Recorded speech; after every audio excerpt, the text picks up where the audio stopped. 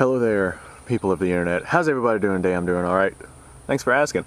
So I could have sworn that I made this video before, but I looked on my to-do list and I looked on my YouTube channel and sure enough, this video was not up there. I would have put money on the fact that I've made this video before. But I guess that's not the case. Me and my buddy were talking not too terribly long ago. We were talking about what firearm we would have if we could only have one. Like I said, I thought I made this video before, but I guess I did not.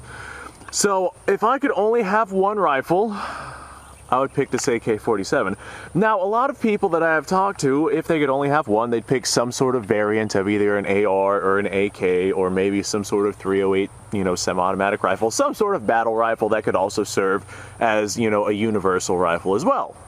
The reason I went with the AK instead of the AR platform is the caliber. That is the main reason. The 7.62x39 is more powerful than the 223, and I am not accurate enough to fully utilize the capabilities of the 7.62x39, so the increased accuracy of the 223 doesn't really matter for me.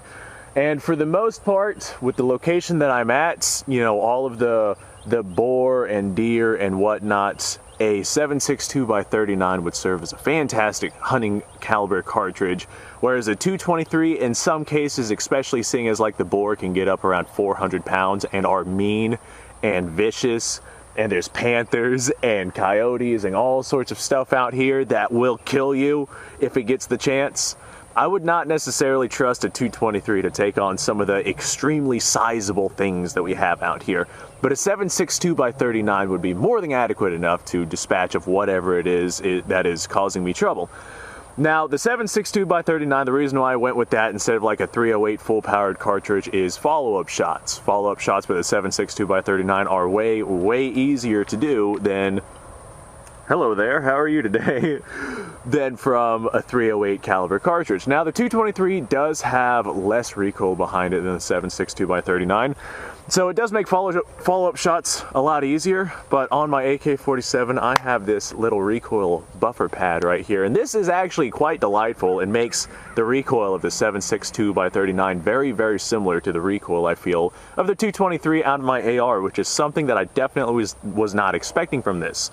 Now, the AK-47, or this particular AK-47, I know some of Sentry's AK-47s do not have it, but this particular AK-47 has a side mount system to where I can mount some sort of optic or anything on this thing. So, if I were to so choose, the external magazine is what made me choose the AK over the SKS, and the ease of disassembly is what made me choose the AK over the SKS. With the external magazine, I can throw any kind of magazine on this thing. Granted, you can do the same thing with the SKS. Somebody always tells me, aftermarket mags for the SKS, you can definitely do that. Anyone who's ever actually used those, more than once or twice a year knows how absolutely unreliable those can be. AK-47 magazines are definitely way more reliable than aftermarket SKS magazines. And with the variety of different magazines, I got a 5-round magazine on this because I use my AK-47 here for hunting up here in North Florida. But with the wide variety of magazines available for the AK-47, I could throw standard capacity, I could throw, 50-round, 100-round drums on this thing. I could use it for very, very effective things that are beyond just, hunting capabilities. But with the 30 caliber cartridge, hunting capabilities are very predominant for this rifle. Those are the main things that made me pick this rifle. The fact that I can mount optics on it, the fact that I cannot shoot beyond the capabilities of the cartridge, the fact that the cartridge is powerful enough to handle whatever it is that is in the area that I'm currently in.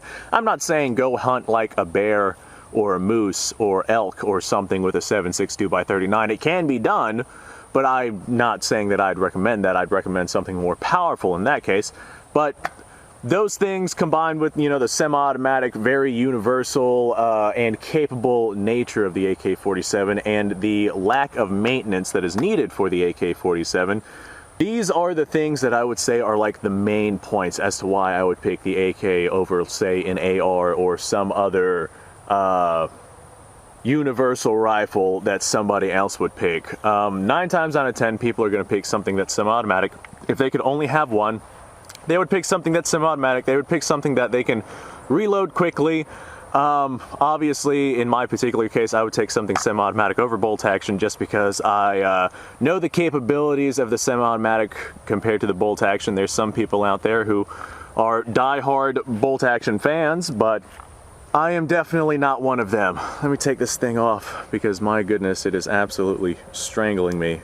And I'll turn it on so I can actually hear stuff around me. There we go, that's nice. So I am positive that somebody in the comments down below is going to tell me, despite the fact that this is my choice, that I'm wrong with my opinion and what it is that I would choose.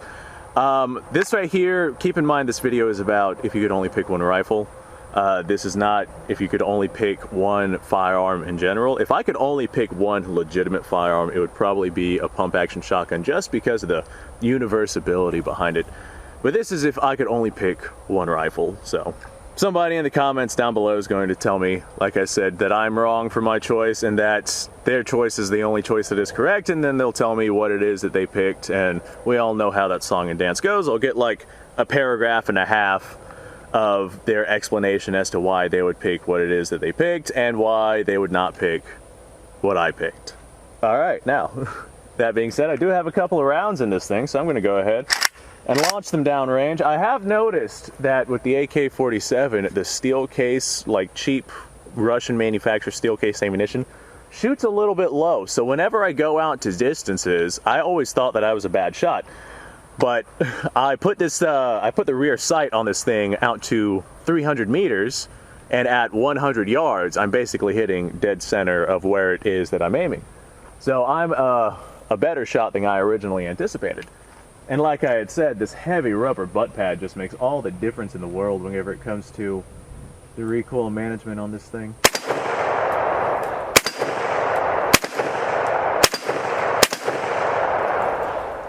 And 7.62x39, despite the fact that it is a very potent round, reloading it, if you get yourself some reloadable brass, is not a difficult thing to do.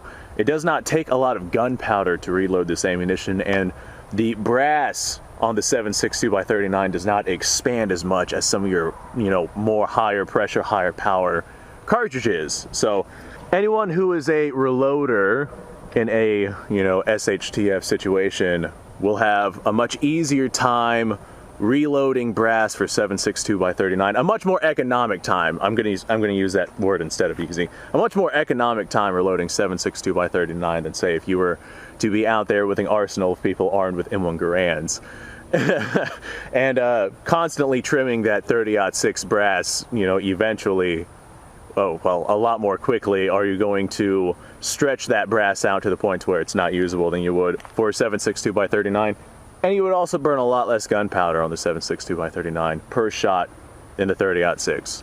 I don't know why I went off into a tangent about 30-06, but hey, I went off into a tangent of the 30-06. The 7.62x39, got 5 rounds here. 7.62x39 is a much smaller case. It's not nearly as powerful as the 30-06, but most of what takes place in convenient life, just everything that goes on, most of what takes place is going to fall into the capabilities of the 7.62x39 in terms of distance. Of course, the AK-47 is a fantastic firearm when used for self-defense applications, but in the event that, we have some SHTF, self-defense applications will definitely not be the primary necessities behind this rifle. This rifle will definitely be used to put food on the table and to provide for me and my community versus just using it as a defensive rifle.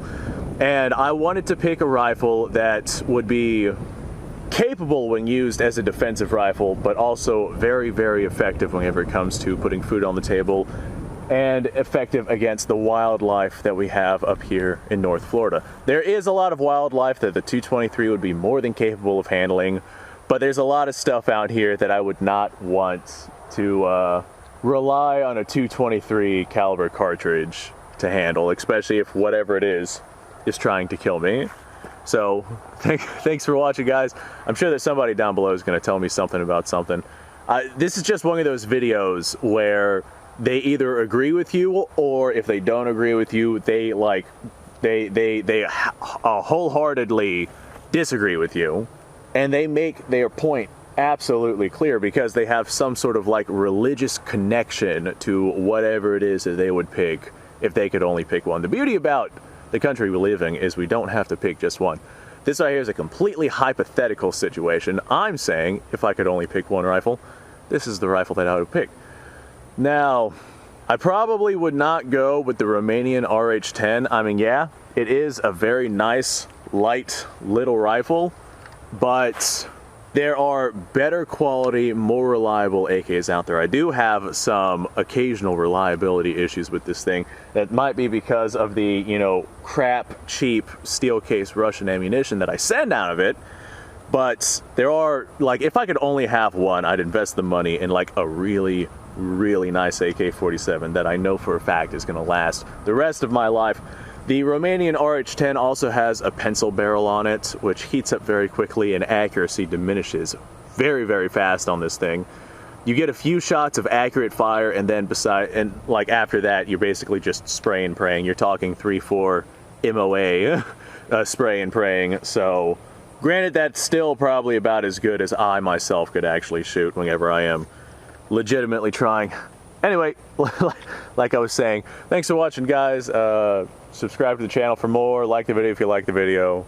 Description down below has a link to all sorts of goodies, and I'm sure that you guys are going to let me know what your thoughts are down below. You guys go off of a fantastic day.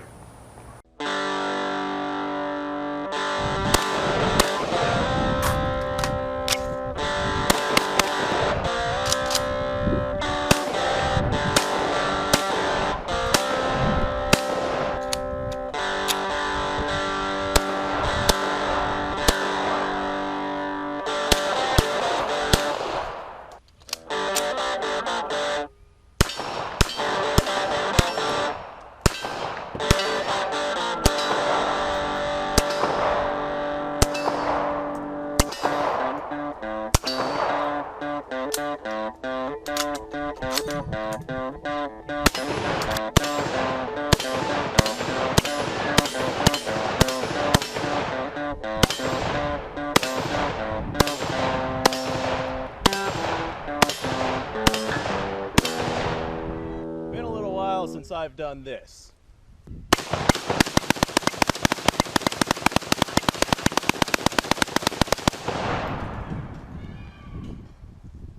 Bonnie and Clyde be damned.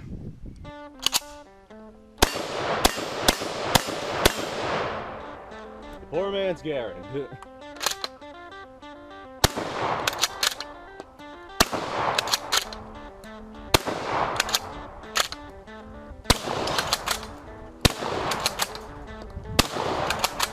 It's a shame that bolt-action shotguns aren't more mainstream.